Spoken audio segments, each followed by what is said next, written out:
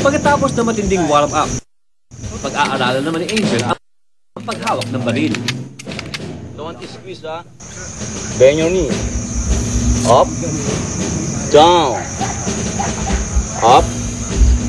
Down. Up. Down. Down. Up. Center. To the left. Center. To the right. Makinig ka mabuti, Angel.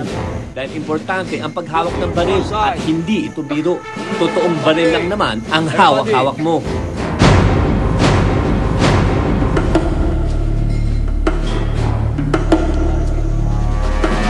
Isipin nyo may barikada kayo sa harap, ha? Sergeant Locsin, bakit parang malalim ang paghinga mo?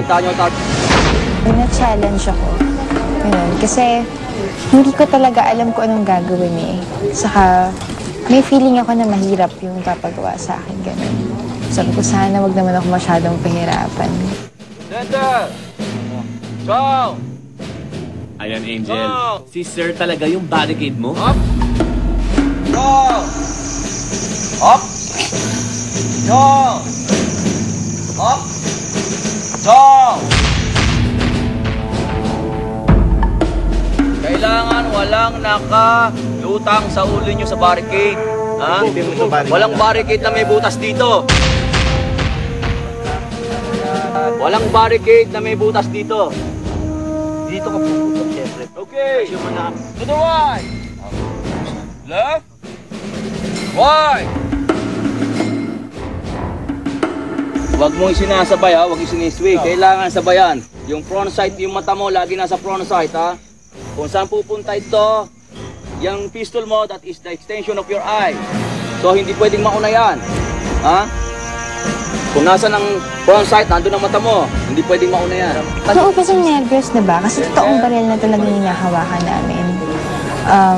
Nakaka-nervous kayo, pero habang tumatagal, parang, ano yun, nawawala na rin yung kaba ko. Down! Up! Down! Up! Down! Up! Down!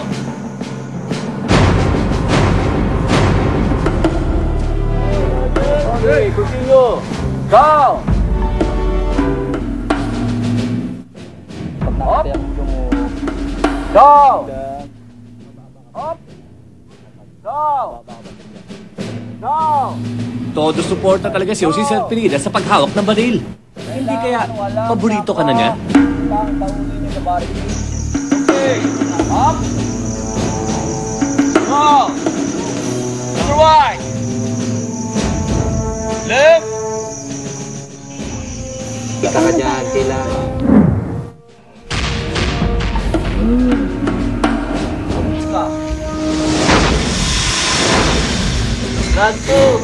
Down.